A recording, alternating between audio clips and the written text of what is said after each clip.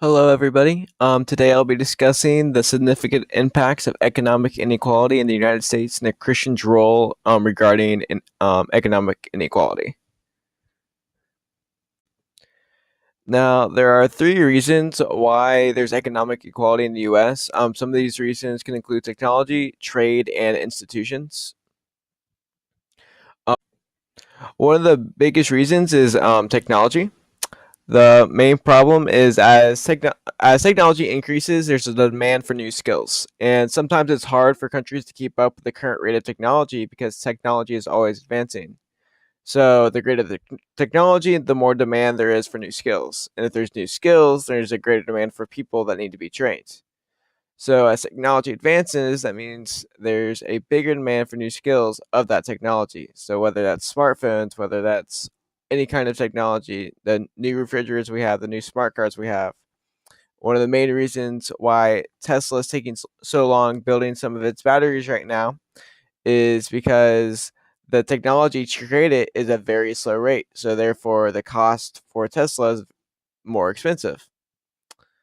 Now, so the results. So what to do to end the help with the technology factor is just give people the training they need to survive, to get a new paying job, to get to prosper in their area of expertise. So Baronoff states that the proposed solution to inequality driven by these trends is increasing the education and job training opportunities for the workers so they can get a better paying job. Now, the next reason to help end economic inequality is through our trade and globalization. Um, Increased trade equals increased number of imports in the U.S. economy. Now, our number one biggest producers of imported products in the United States is China. And as long as we keep on increasing imports from China or from any other country, maybe Thailand, maybe India, that means less products will be sold by U.S. producers, which means we lose U.S. jobs, which is not helpful, which also can lead to offshoring and outsourcing. Now, what is offshoring? Offshoring is having a business that functions outside of its local country. For an example, they can they'll establish certain business functions such as manufacturing or call centers in a nation other than its own. So let's say Amazon, all those telemarketer calls that we have. So those calls we get every now and then, they're going to be from another country. You get those calls. We know we all get them. They're annoying, and we're just all tired of them.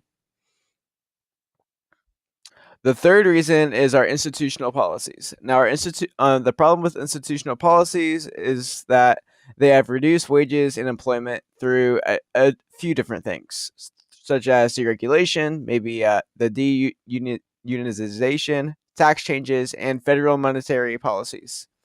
Now, some possible solutions is supervision of what the corporations are doing. Are we going to allow these mergers to keep happening through different organizations? Another factor we could do is start raising the minimum wage. There's some states that haven't raised their minimum wage in a number of years, and that's in some places that could be hurting the economy, and other places that could just be helping the corporations get more money. So, at some point in time, the government has to decide: should we raise the minimum wage in this country because it's the living standards there is a little bit higher, and that's what they just have to decide. So also that would have to deal with addressing the inequality with declining wages. So if we're not getting enough money to survive in the living standards, then we need to address that equality to survive to meet those living standards. While we know the policy is a problem, we first have to understand what we are dealing with if we want to understand how to solve inequality.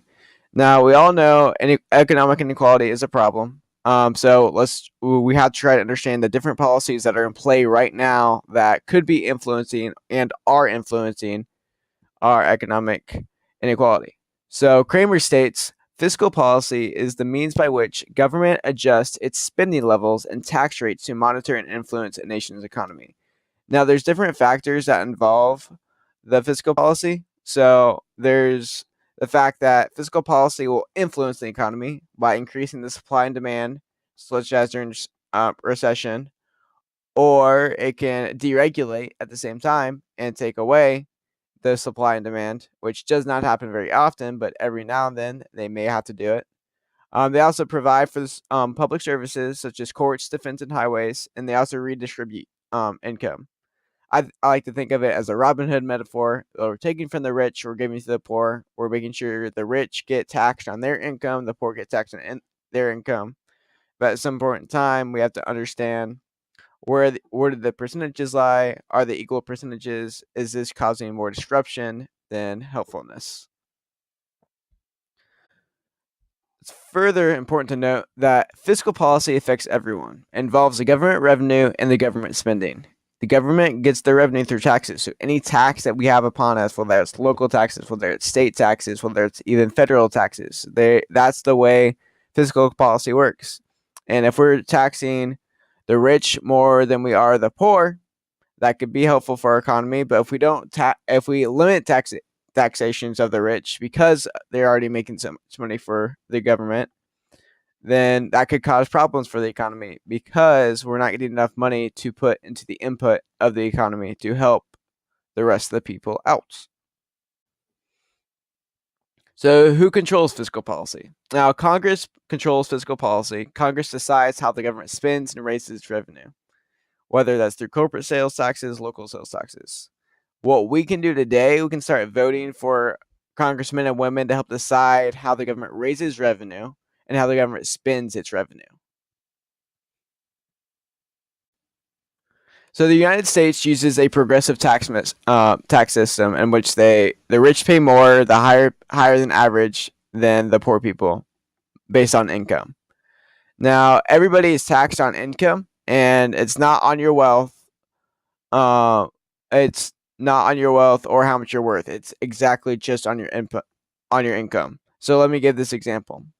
So an extreme example is that of a problem that could be with income inequality is that I could be a very wealthy person. I could happen to be laid off. And that means I might be able to qualify for things like unemployment insurance, even though I'm individually wealthy. Also, since my income wage is going to be low because I'm unemployed, I might be paying lower taxes because of that. Now, the problem with that is that they are already a wealthy person and now they're paying lower taxes because they're unemployed. They're what the government would have to decide is whether or not they would need to tax this person more based off of their wealth and not based off their income. And I don't know if there needs to be a new policy for that, but that is always a suggestion for the future. Now, the current trends of the United States is different compared to other countries, and it's not always faring too well with income inequality. At this point in time, there's about the same point of inequality as there was in the 1920s and 1930s. As you can see from the graph from in 1913, let me put my little pointer there for you. You can see that there's 15-20% is held by the top 1%, and we're reaching a little bit even higher than that now, almost about as high it looks like it was in the 1930s, and we need to figure out how to solve this problem to more even that gap to give more money to that middle class. Another graph we can show right here is the average income of the 400 U.S.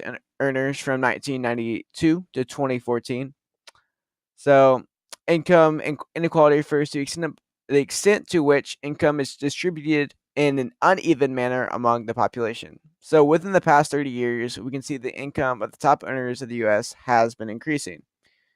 And the problem is although this is increasing, this does not mean that the poor people, the very, very low, when I mean poor, I mean the bottom of the spectrum, have been increasing. And that's where the problem lies, which we can see in this next graph. The bottom 10% is actually lessen the value of their weekly wages compared to the top 10%.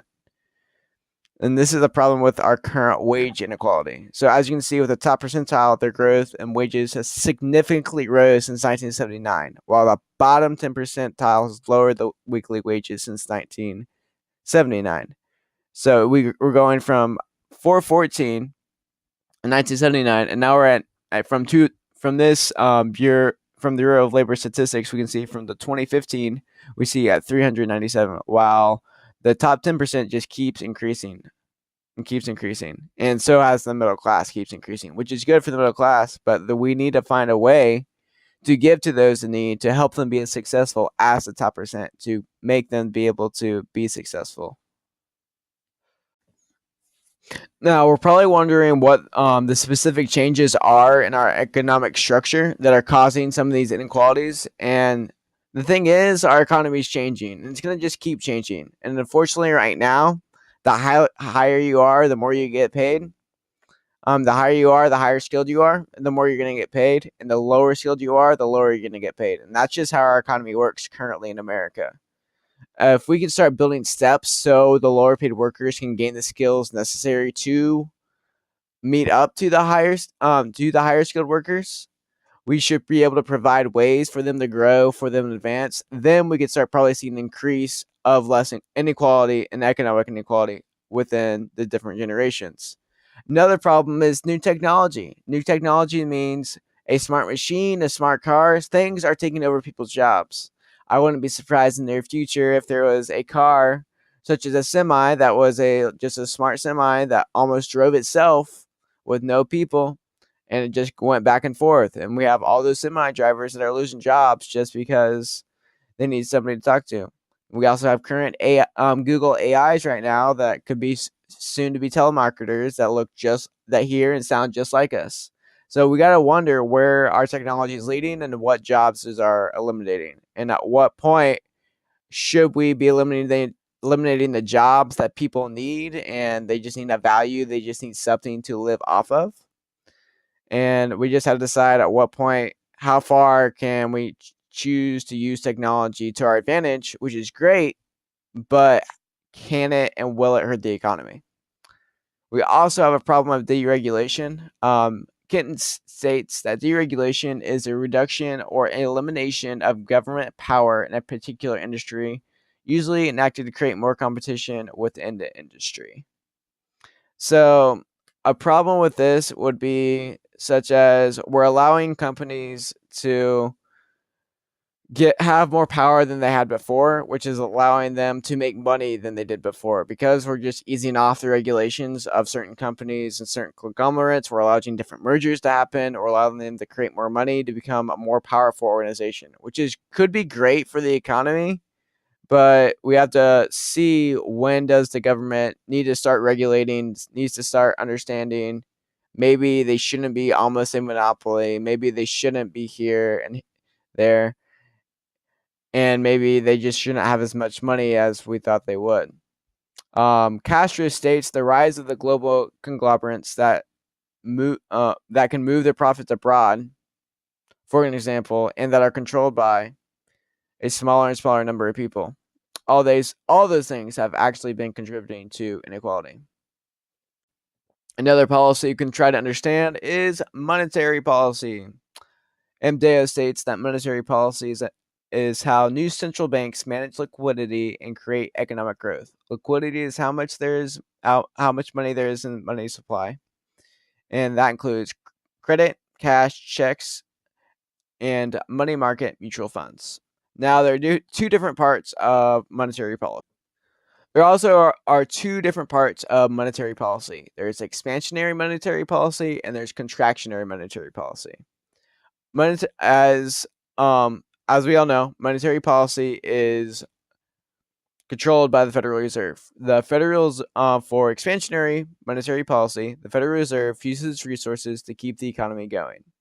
So they'll increase the money of supply, lowers the interest rates, and they'll increase demand. It also boosts and measures the gross domestic product. While on the other hand, contractionary monetary policy does a little bit different. It tries to fight inflation and slow economic growth. Uh, Contractionary policy is not used very often because the Federal Reserve does not want to use the economy to make it grow or slow. They want to make it grow. They don't want to make it slow down because they like to see it grow. They like to see the economy keep on going up. Now, there are a couple of problems with monetary policy. There's a problem of control through our market transactions. Long states controlling the supply of money available for investment and production by consumers and businesses has direct impact on the availability of money circulating through the economy. Improper control of this money can possibly cause a wrong distribution of money. For example, if the rich are getting richer and the poor are getting poorer, mon- monetary policy is providing those ways of the money, and it's giving it it's redistributing that money improperly. Now, there's also liquidity. That's also a problem. The Federal Reserve requires banks to meet reserve requirements, and then the Federal Reserve raises those reserves, and then there's a decrease in the supply of money. A lower supply of money means it's unfair to new and open businesses that want to take out a loan, but there's not enough money in the bank to give them a loan. So, or even to hire more staff. So, it kind of impedes them to and not allow them to grow, which is hard for small businesses at times, which isn't always equal because they're a small business and then a bigger business would have the funds. So, maybe a solution to this could be providing ways for bigger businesses to give staff or to give loans to the um, or give loans to lower organizations to help them build and become a bigger organization themselves. Now, what's a Christian's role in economic inequality? I just like this verse. God will never forget the needy. The hope of the afflicted will never perish. Psalm 9:18. So no matter what, God knows there's a need out there. God always knows that there is a need and there's something we need to do about it. And there's always going to be something I know personally in my heart that I need to help the needy. I need to serve those around me. But the question we have to ask ourselves, what is our role? What do we need to do when it comes to inequality? And when I mean inequality, I mean economic inequality. Now, there's to understand how we need to solve inequality, we have to understand how we measure economic inequality. So Carter states that income inequality is usually measured by the Gini coefficient, which measures inequality among values of a frequency distribution of various levels of income. So Gini coefficient of 0 equals perfect equality, while Gini coefficient of 1 or 100% is maximum inequality. Perfect inequality is like a perfect example of communism, which everybody owns equally or an equally amount of money.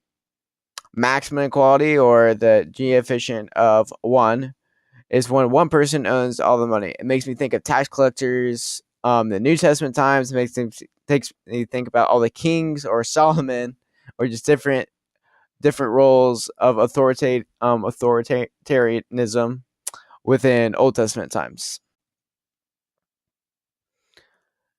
So the Gini coefficient does not exactly always show how well a country is doing as a whole. So within this graph, let me expand this slide for you. In this graph, you can see that different countries other than the United States, such as Nigeria, Iran, Kenya, Morocco, Ethiopia, Pakistan, all have lower levels of economic inequality than the United States. But that doesn't show the violence, the terrorism, and the political crisis they're currently having. So although our inequality is a little bit lower, and that we have less inequality, we have more inequality. Although we have more inequality than these other countries that have these political problems, we don't have nearly as many political problems as these countries. So we can't always determine how our country is doing by our income inequality. One thing Christians need to understand is that poverty and inequality are two different things. One reason that Christians are concerned with income inequality is because they think it's one part of income inequality. Carter states that a country could have absolutely no poverty at all and still have high income inequality. The reason is because income inequality is by the Gini coefficient, which measures relative, not absolute income. So while solving inequality or poverty, it would be great and important to look at the Bible to see what Jesus said. So in Genesis, God created man in his own image, and the image of God he created them, making male and female he created them. And what I like about this verse is we were all created unique in his image. We all are going to be different. And as we can see further in Romans 12:6-8, we have different gifts according to the grace given to us. If you're gifted prophesying, then prophesize in accordance to your faith. If it is serving, then serve. If it is teaching, then teach. If it is to encourage, then give them encouragement. If it is giving, then give generously. If it is to lead, then do it diligently. If it is to show mercy, then do it cheerfully. So no matter what our gift is, we all are going to have different gifts. And whether our gift is to serve others, or maybe our gift is we are good at math or we're good at science, we can still use those for God, and we can still use those to help and make a solution.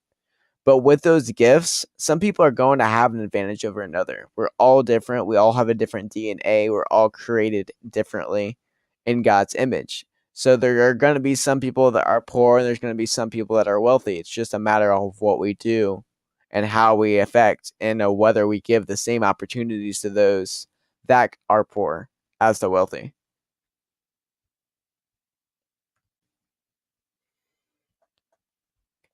And unfortunately, in our society, we just live in a fallen world. So money is actually not the problem. There's so much that there is a need for money, and we think money is going to be a solution. If we have equal money all around, everybody will be happy. But the thing is, as Bradley states, we were made to work and take care of what we were given. We failed to do this in a way which God commanded us. However, if we look deeply, we have we have poverty because we were fallen, not because we don't have money. So because of sin, we have a desire to want money. We have a desire to want what everybody else has.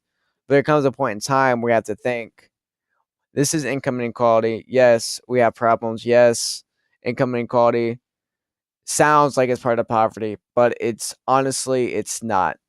And while we want to create less income inequality will not change the fact that there could still be poverty in the United States. There still could be poverty in another country. There still could be problems in another country. It's not the factor that we need to see.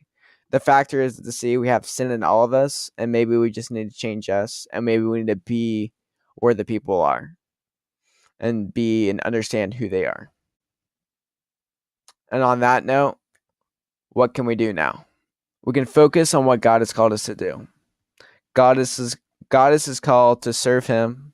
God has called me to be a person that's serving others, a person that wants to study business, a person that's doing his MBA right now and taking his class, and just doing this project, which is great. I love it. I love this class. I love doing my MBA, and I feel like I'm doing what I'm called to do right now.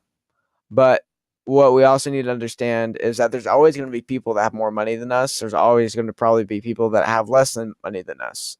And while this sounds like a bad thing, and it could be a bad thing in some cases, that does not mean we cannot help them to strive and help them have the same opportunity that we do. Now, it's all about their choice and their free will, which is a different subject.